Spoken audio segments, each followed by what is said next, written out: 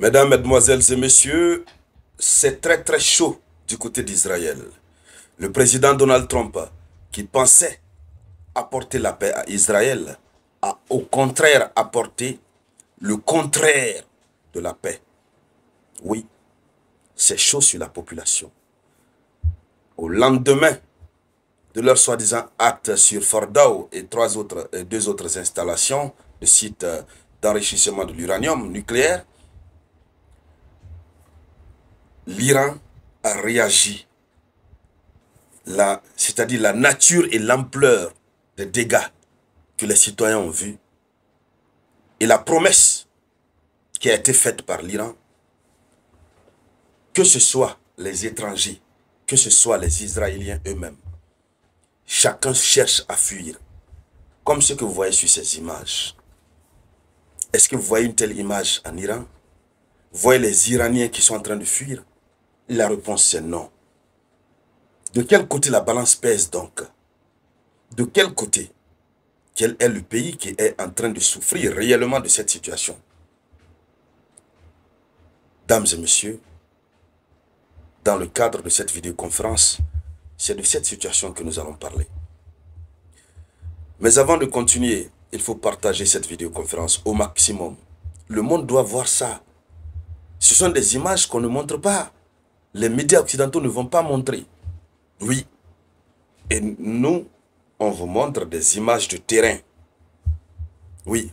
En attendant qu'on revienne sur la nature des dégâts que la frappe américaine a causés en Iran, il faut dire que c'est vraiment à minimiser. Oui, parce que l'Iran a été très smart, d'une intelligence, c'est-à-dire qui va au-delà de la pensée. Mettez beaucoup de likes et laissez toujours un avis en commentaire. Partagez au maximum. Ils doivent voir ça. Oui. Alors, il faut dire que les frappes iraniennes ont eu un impact très significatif sur Israël, se réduisant par des pertes humaines et des dégâts matériels. Donc, il y a eu deux types de dégâts. Il y a eu des pertes en vie.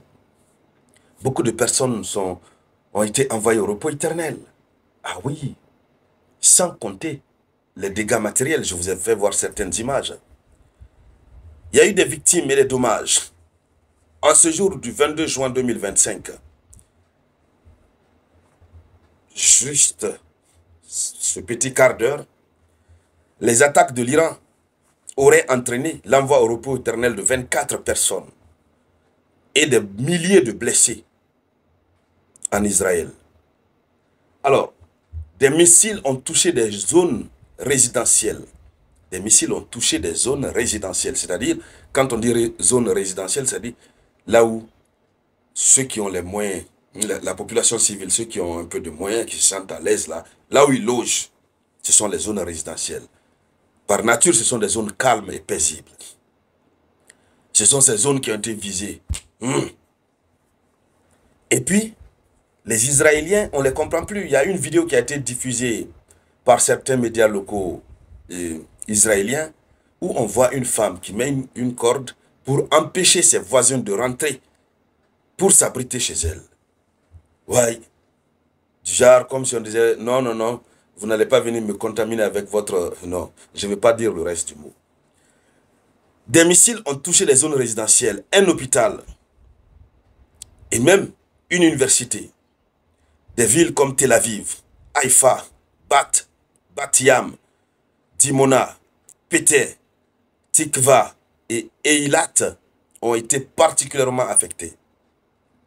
Alors, c'est pourquoi il y a des évacuations et des déplacements. Donc, face à la situation, des milliers de ressortissants étrangers ont été évacués d'Israël. Ça, c'est le cas des Américains et des autres étrangers dont les ambassades leur ont demandé de quitter. L'ambassade américaine, elle a été très claire. Il faut quitter par tous les moyens. Ça, c'était avant même la frappe. Mais ce matin, c'est encore grave. Alors, et ils ont été évacués, les étrangers, eux, ils ont été évacués et sont en train d'être évacués par des moyens conventionnels, des moyens aériens, terrestres, maritimes. Mais, selon l'information officielle, parallèlement, des Israéliens, eux aussi, ont cherché à quitter le pays, ou cherchent à quitter le pays.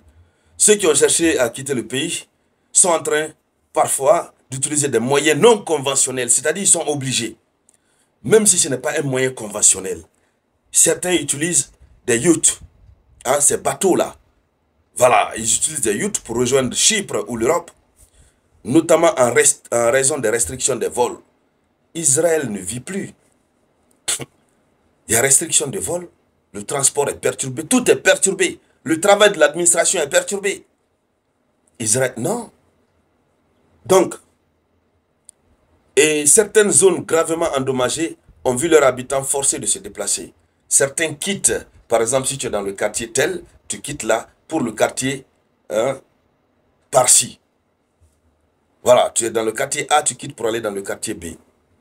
Alors, le problème aussi, c'est que le quotidien des Israéliens, leur quotidien est soumis à des mesures et restrictions. Oui, en réponse à cette situation, Israël a imposé des restrictions sur la vie quotidienne de ses citoyens et a émis des avertissements d'évacuation pour certaines zones jugées dangereuses. Donc il y a des restrictions sur la vie quotidienne. Il y a des moments où vous pouvez sortir, il y a des moments où vous ne pouvez pas sortir. Déjà, l'état d'urgence est décrété. Il y a des moments où vous devez rentrer sous l'abri. C'est-à-dire même l'heure de faire la cuisine. Est-ce qu'ils ont ce temps-là? Voici la question que je me pose. Est-ce que Israël pourra tenir? On est dans un vrai conflit. Ce n'est pas comme l'Ukraine où on fait un peu, on grignote un peu le territoire. Là, c'est d'une violence inimaginable. Oui. Donc, le quotidien est restreint. Oui. Et certains qui logent dans des zones jugées dangereuses par le gouvernement, on leur a donné un avertissement de quitter au plus vite que possible pour ne pas se heurter à la colère du maître suprême du Moyen-Orient, l'Iran. Donc, je vous dis que la situation est très très compliquée.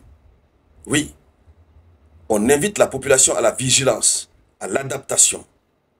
La population israélienne, selon l'information officielle donnée par des médias, vit sous haute vigilance, sous une haute vigilance, s'adaptant à un quotidien où la sécurité est une préoccupation majeure.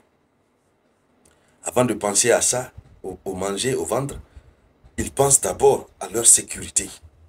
Oui, les mesures de protection civile sont renforcées et les habitants sont souvent invités à rester vigilants face aux alertes. On n'a pas encore vu quand même, hein. Pour le moment, je n'ai pas encore vu de telles images en provenance de l'Iran. Non, pas encore. Alors, mesdames, mesdemoiselles et messieurs, c'était ça la une. Partagez-la au maximum. C'est ce qui motive. Je vous reviens avec